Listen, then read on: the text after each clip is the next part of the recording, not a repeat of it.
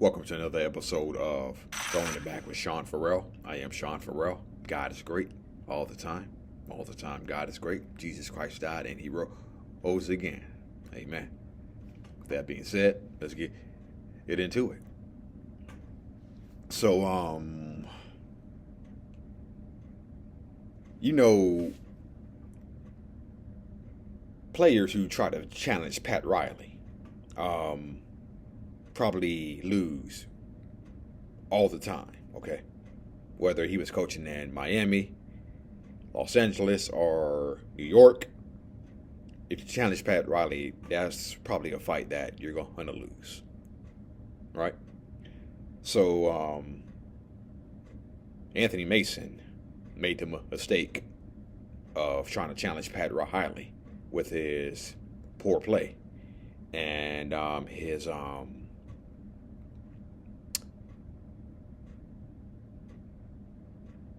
he tried to challenge Pat Riley with his poor play late in the 93-94 season.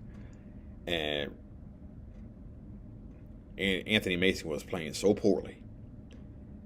I think it was a game against the Atlanta Hawks where he had a critical turnover that gave the Atlanta Hawks the tiebreaker for the number one seed in the Eastern Conference that year for the 1994 NBA playoffs. So Anthony Mason had a critical turnover that gave the Hawks a tiebreaker for the number one seed that year. All right. And Pat Riley was livid. Pat Riley was livid. Pat Riley was so livid that Mason was playing poorly and committed that turnover that gave the Hawks the one seed. He also had some comments about Pat Riley. Okay. When these comments got back to Pat Riley, I believe he suspended Mason for a game or two. Not only did he suspend Mason for a game or two, Pat Riley was about to leave him off the playoff roster that year. Yes, he was going to leave Anthony Mason off the playoff roster that year. Pat Riley was just that pissed. He was just that pissed that Anthony Mason would challenge him like that.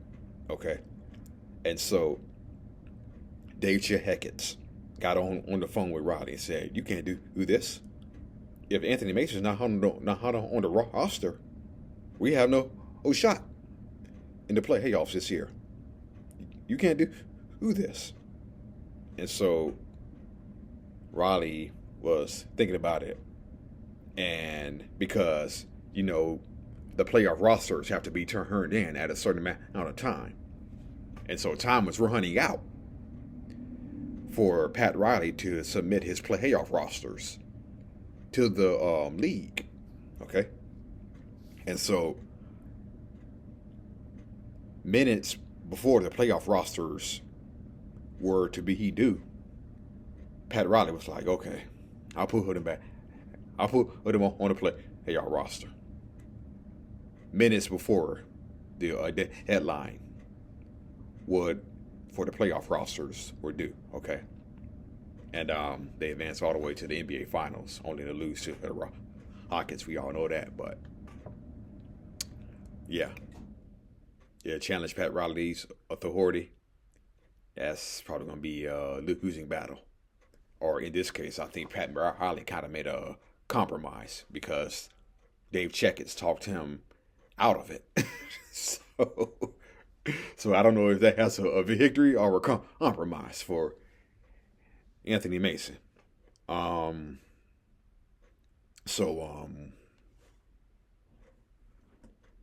Okay.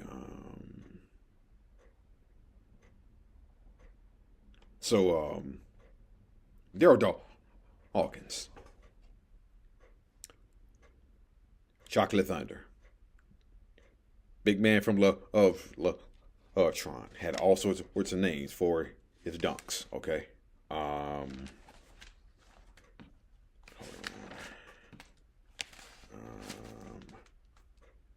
there we go. Yeah. Okay. So I saw So I saw all this where Elvin Hayes, basketball Hall of NBA Hall of Famer, Elvin Hayes called him overrated just because he shattered the backboards twice. Um, Darryl Dawkins was the fifth pick in the 1975 draft. Rest in peace, Darryl Dawkins. Played 14 years, but he had injuries and he was inconsistent. Okay, his final year was with the Detroit Pistons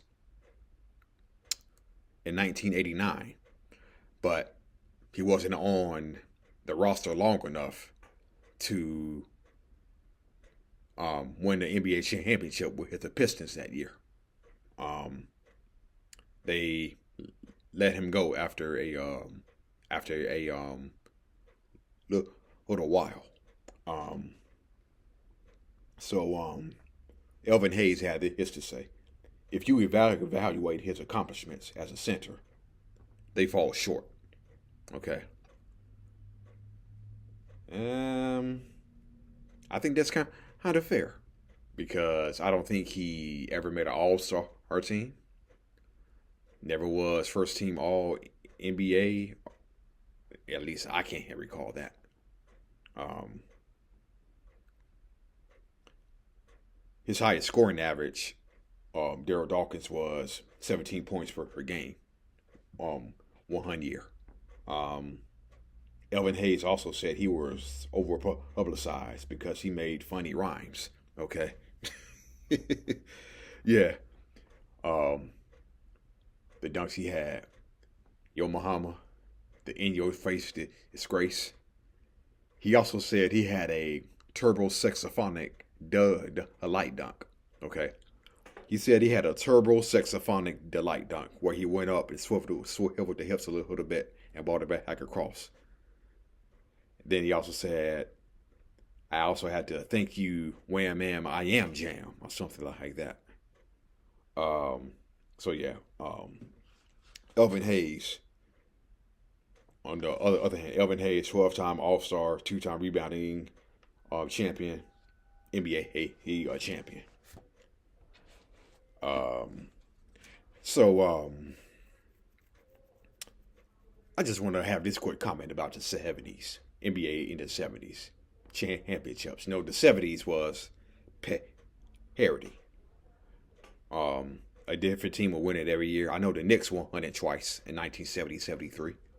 The Celtics won it twice, 1974, 1976. The Bullets won late in the decade in 1978. But I would say the most successful team from that um, from that decade will probably have to be the Washington Bullets. I would say. I would say that yeah. I would say the Washington Bullets will probably have to be the most successful team from the 70s. Now, they went to the NBA Finals in 1971, 1975, 1978, and 1979. And they actually won once in 1978. Now, they were swept by the Golden State Warriors in 1975. Okay. But they got high back there in 1978 and won it. Lost to Seattle in 1979, 4-1. And the first time they made it to the NBA Finals was in 1971, where they were swept by the Milwaukee Bucks. Okay, so yeah. So what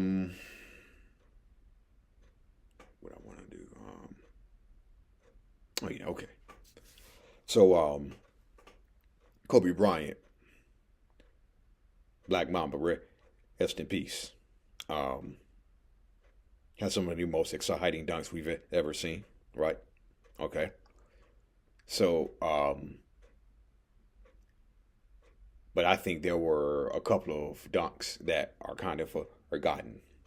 Um, take a look at these two dunks he had against the Hornets in the 2011 playoffs. He got Emeka Okafor and Carl Landry in the same game. Take a look. The rest of the way. He says he can set the tone for the team with his aggressive play. That's been the story again tonight for the Hornets. Gives them confidence, opens up the floor. The double team Gasol. Now the single coverage by Landry. Ariza drop down. Kobe! Oh! Up high! Down hard! Kobe Bryant! Paul the other way. Slithering in the paint. Knocked away and a Laker foul. Hold on to your hats, folks. Here he comes. Well, I guess that ankle is okay. Oh, no, he didn't. Kobe Bean with the...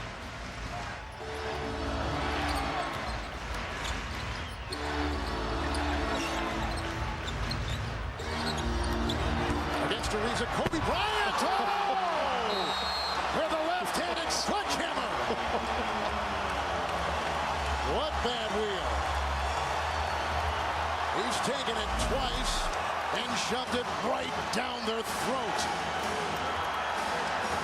Well, one with the right and okay. So you saw all that.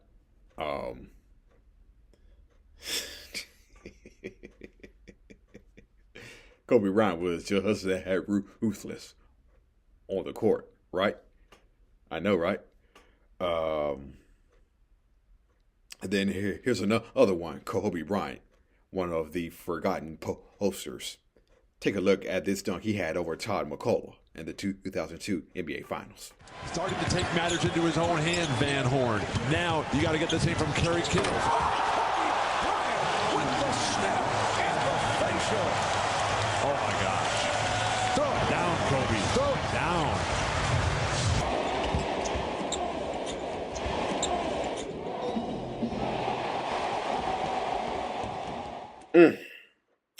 That was nasty. I think Bill Walton said at the best. Throw it down, Kobe. Throw it down. And the final one, a forgotten poster. Vince Carter dunking over Karl Malone in the 2004 season. The Raptors were playing the Lakers. Okay, and here is Vince Carter posterizing Karl Malone. Take a look. Number 4 for Raptors Lakers, Vince Carter. Bang!